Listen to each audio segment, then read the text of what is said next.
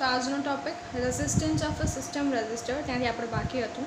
પહેલાં જોઈએ what are resistors, what is resistor. તો basically resistance is oppose the flow of current. જ્યારે આપણે કરંટના ફ્લોને ઓપોઝ કરતી હોય એવી કોઈ વસ્તુ હોય, દેટ ઇઝ બેઝિકલી રેઝિસ્ટન્સ. અને જેને કરે that the object is known as the resistor. બે ટાઈપના objects, wire bound and carbon. એ બે ટાઈપના ઓબ્જેક્ટ્સ આપણને જોવા મળે. They are basically most common resistors which we are found.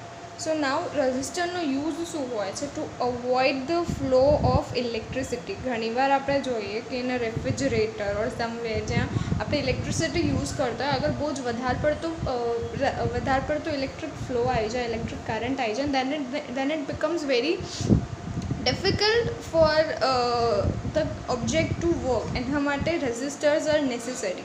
Okay, so now sometimes what happens is resistance અમુક we need some point of resistors, મતલબ આટલા જ મેઝરમેન્ટવાળા રેઝિસ્ટર we need.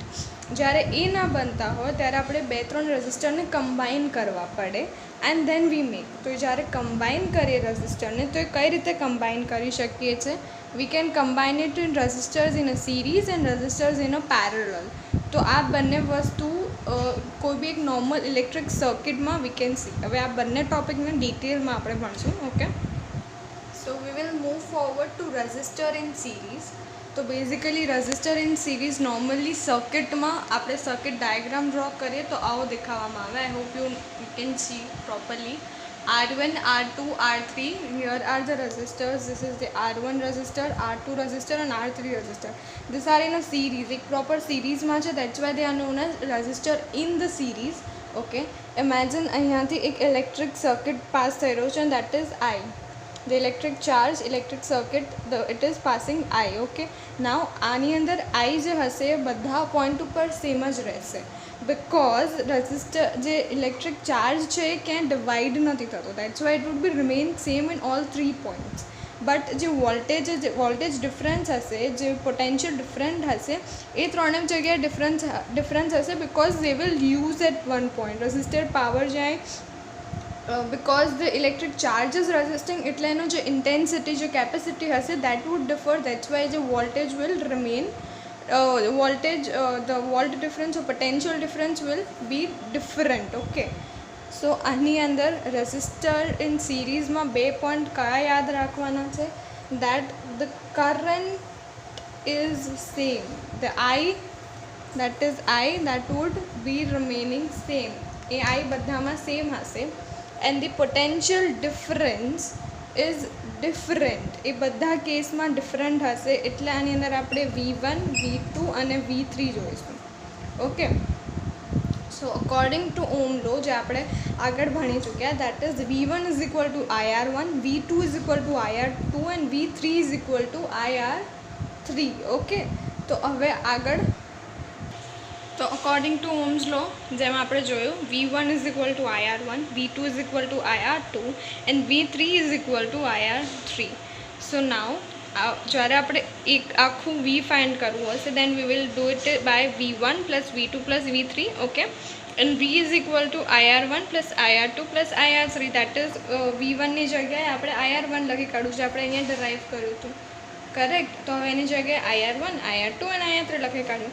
ના Vની જગ્યાએ બી IR લખી શકીએ આપણે. સો IR ઇક્વાલિટી મતલબ IR ભેગું that would be equal to IR1 plus IR2 plus IR3. So નાવ આની અંદર આપણે I કોમન લઈ લઈશું and R1 plus R2 plus R3 I cut થઈ જશે. સો R equality that is resistance equality is equal two R1 plus R2 plus R3.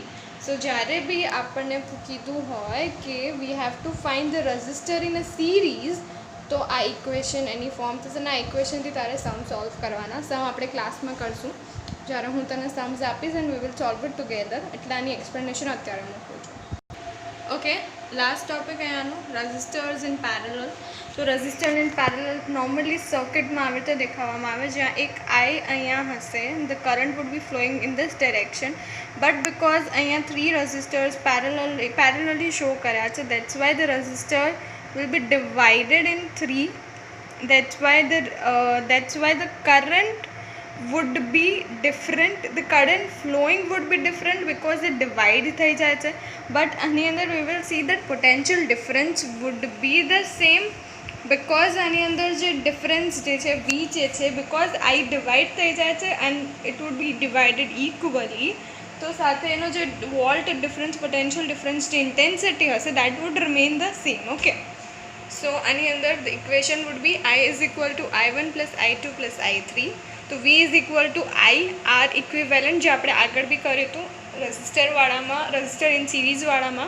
તો V upon R equivalent is equal to, because આપણે I find I આની અંદર આપણે આવી રીતે 3 different આપેલા છે, that's why instead of I we will keep these 3 and I1 is equal to VR1 જેમ આની અંદર આપણે કર્યું. આની અંદર V is equal to R equivalent કરી દીધું, R આ સાઈડ લાવી દીધું. Similarly આની અંદર બી I1 ની અંદર બી we can write as VR1 according to Ohm's law only. Okay, V is equal to R2 and V is equal to R3. Again આની અંદર what we'll do is R common લઈ લઈશું. R common કઈ રીતે લઈશું I'll show it to you.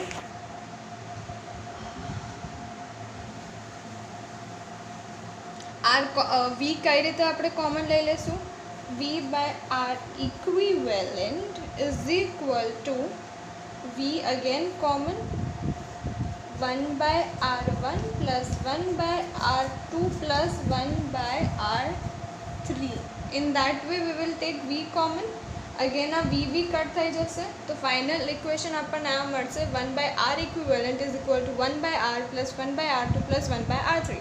So if anyone ask you કે અગર તારે રેઝિસ્ટન્સ ફાઇન્ડ કરવાનું છે કોઈ બી પેરેલલ સિરીઝ કોઈ બી રેઝિસ્ટર જે પેરેલલ હોય એનો તો પેરેલલ રેઝિસ્ટર્સનો તો એનું ઇક્વેશન આવી રીતે ફોર્મ થશે 1 by R equivalent is equal to 1 by R1 plus 1 by R2 plus 1 by R3. Okay, અહીંયા આપણા આ ટોપિક કમ્પ્લીટ થાય છે.